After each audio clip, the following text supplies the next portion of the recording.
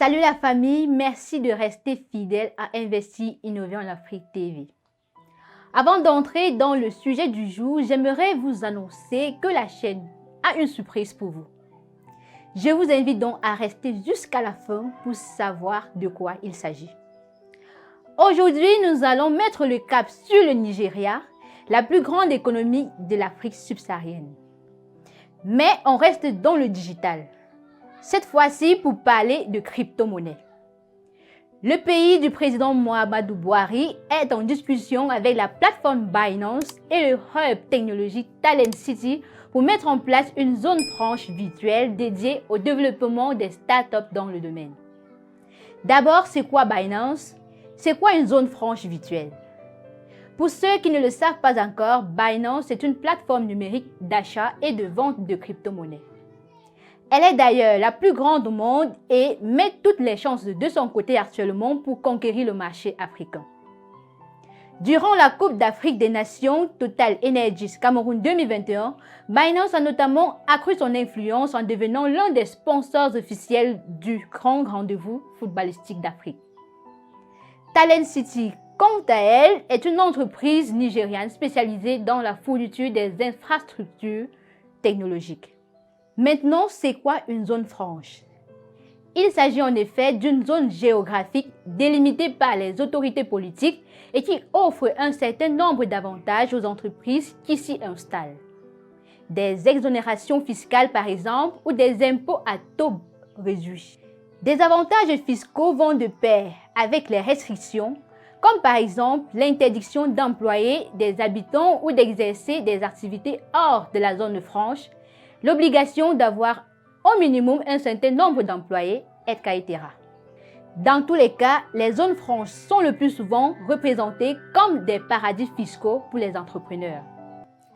En ce qui concerne le Nigeria, le pays par la voie de la Nigeria Export Processing Zone Authority, NEPZA, ou encore l'autorité de régulation des zones franches du Nigeria, a entamé des pourparlers avec Binance Holdings Limited et Talent City dans le but de construire ce qui pourrait être la première zone franche virtuelle de l'Afrique de l'Ouest. Dans son communiqué, la NEPZA a précisé qu'elle voudrait surtout que cette zone franche virtuelle ressemble à celle de Dubaï. À quoi ressemble donc cette zone franche dubaïote? Comment fonctionne-t-elle? Quels sont ses ennuis et surtout, que gagne la plus grande puissance économique d'Afrique en termes de produits intérieurs bruts à copier ce modèle? Let's go! La zone franche virtuelle de Dubaï est connue sous le nom de Dubai Multi-Commodity Center Crypto Center. C'est une zone franche qui a été créée avec pour objectif d'attirer les entrepreneurs actifs dans la proposition, l'émission et le trading des crypto-monnaies. Pour la petite histoire, contrairement à la majorité des pays qui ont adopté la posture sceptique par rapport à l'émergence des crypto-monnaies, Dubaï fait partie de ces rares pays qui ont adopté une posture plutôt pro-crypto-monnaie.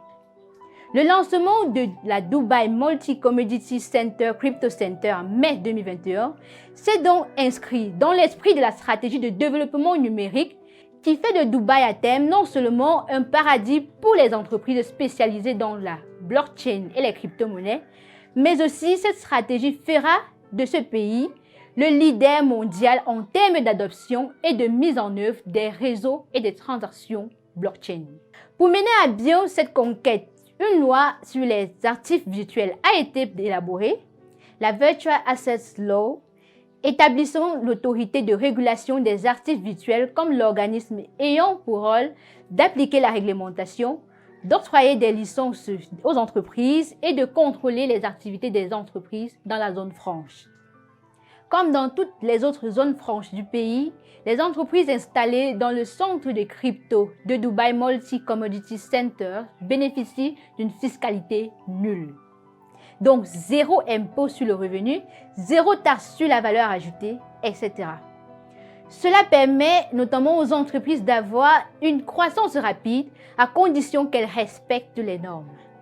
Comme par exemple, rester seulement dans la zone franche et ne cibler aucune clientèle en zone continentale dubaïote. Cette mesure vise à protéger l'économie interne du pays. Vous comprenez donc pourquoi beaucoup de crypto-entrepreneurs vont à Dubaï pour créer leurs entreprises et leur monnaie électronique. Binance, en l'occurrence, a été parmi les premiers à s'y installer. Voilà donc en gros le modèle que le Nigeria veut calquer. En faisant cela, il pourra se positionner comme le leader en Afrique dans le développement des crypto-monnaies et de la blockchain. Mais n'oublions pas que le développement de la blockchain et de la cryptographie vient avec ses ennuis. Le blanchiment d'argent, le financement du terrorisme, la fraude, la fuite des capitaux, la spéculation et la fluctuation des valeurs sont autant de risques encourus par les utilisateurs des crypto-monnaies puisqu'il s'agit des monnaies complètement décentralisées. Elles n'ont par conséquent aucune régulation et ne sont sous le contrôle d'aucune personne, pas même le créateur. Pour répondre à cette préoccupation, la Banque centrale nigérienne a lancé en 2021, après des restrictions, l'e-Naira, la version électronique du Naira qui connaissait alors une chute de sa valeur.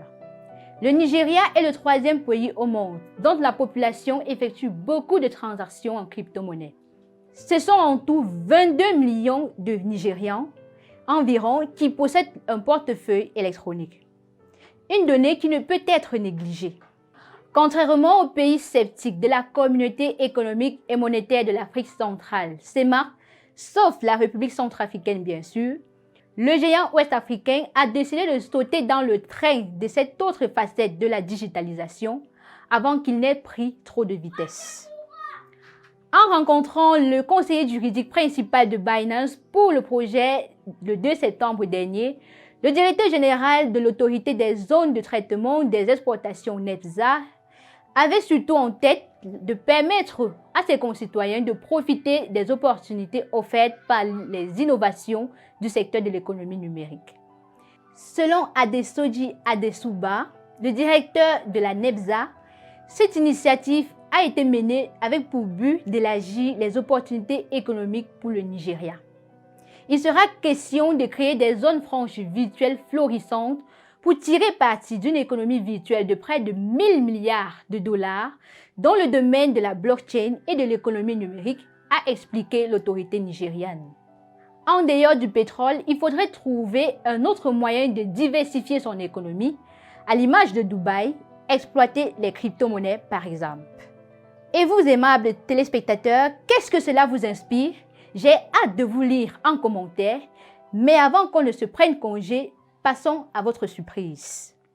Vous avez désormais la possibilité de devenir un membre premium de la chaîne, ce qui vous donne droit à plusieurs avantages. Vous aurez droit à un contenu exclusif, des lives sur l'investissement, un financement en equity crowdfunding, un réseau de personnes intéressées par l'investissement en Afrique. Cliquez sur le bouton rejoindre directement au bas de la vidéo et souscrivez avec 2,99 € seulement. Alors la famille, likez, partagez et surtout, en cliquant sur le bouton rejoindre, n'oubliez pas celui d'abonnement et activez aussi la cloche de notification pour ne pas rater la prochaine vidéo. À très bientôt.